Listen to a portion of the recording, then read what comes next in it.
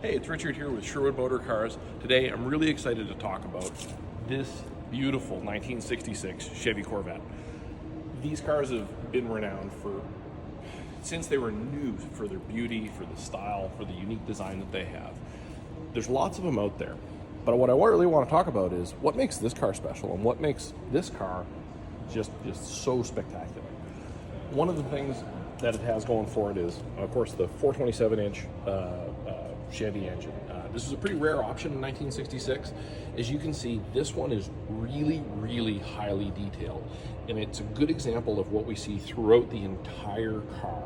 Attention to detail, and it's not the big stuff, it's the little stuff that separates this car from a ton of other cars out on the market.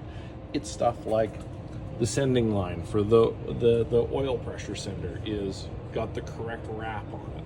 The shields for the spark plugs are in place. Those all got thrown away 50 years ago. The clamps on the hoses are the same style they used coming out of the factory.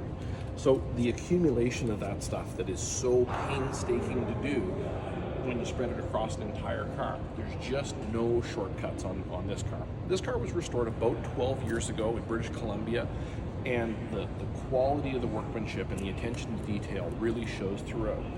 If you want a bit of a reference, what does it take to take one of these cars apart, put it all the way back together in this kind of level? And the reality is there's just no shortcuts to be had. There's no quick way to do it by starting with a good car. You have to have a good car, and then you still have to do all the work. And I always figure it between 2,000 and 2,500 man hours to set up a car like this.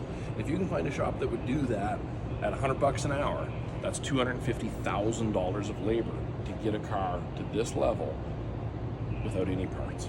So that's a lot of what drives the price on a car like this. This is just like walking into a Chevrolet dealer and getting a brand new 1966 Corvette. It's as pretty on the underneath as it is on top. Everything throughout is correct. The engine, in this case, has a replacement block, but it's a correct, date-coded, accurate block with the right cylinder heads, the right intake manifold, the correct date-coded, fully restored carburetor, the right distributor, over and over and over again. It's just set up the right way. Another thing that makes this car special, old cars are great. They're kind of like living things. They have quirks, they have follies, they have stuff that needs just a little bit of fussing with. But with this car, it's done. And we see that in fit and finish, in the way that things sit on the car, the way that things work on the car. Little stuff as we go into the interior of the car.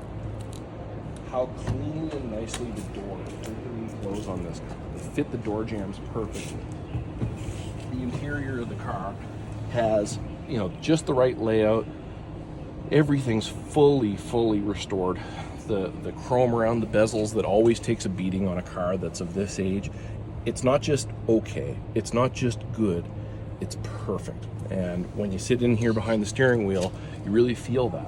Even little stuff, like if you set the park brake on this car, this is a fiddly weird thing, but on this one, it releases exactly the way they set them up from the factory.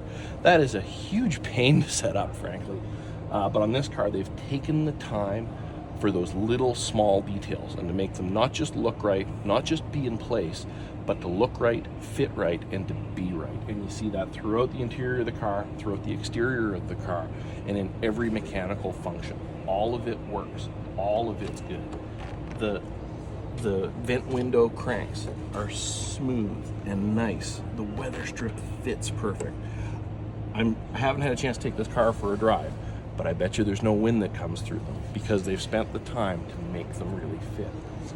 You don't see paint abrasion where the doors and the door jamb meets, where the fitment is off.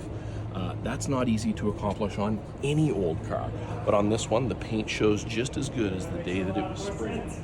Little stuff in the interior. The shift linkage in these cars, originally, they were not that great. A lot of them got replaced with Hurst linkages.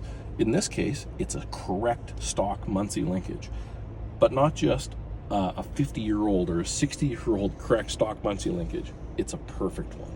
It shifts like butter, exactly how you'd imagine the car to shift. It's very hard to get a time machine. Yeah, there's a few DeLoreans out there, but this car is special because you actually are in what you wish this car could have been in 1966. And that's hard to replicate at any price. Thanks.